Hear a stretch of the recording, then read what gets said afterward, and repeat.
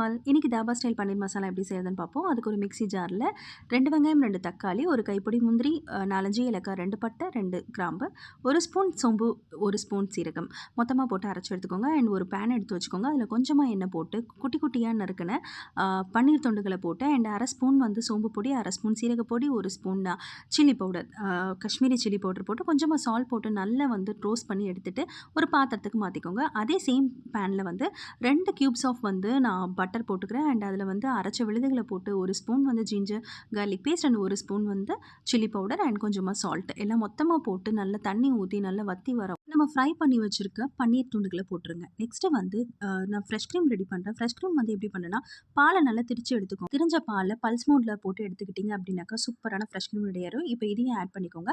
ஃபைனலாக வந்து கஸ்தூரி மேத்தி போட்டு இறக்குனீங்கன்னா சூப்பரான தாபா ஸ்டைல் பன்னீர் மசாலா ரெடி. வேறு லெவல் டேஸ்ட்டில் இருக்கும். கண்டிப்பாக ட்ரை பண்ணி செஞ்சு பார்த்துட்டு எனக்கு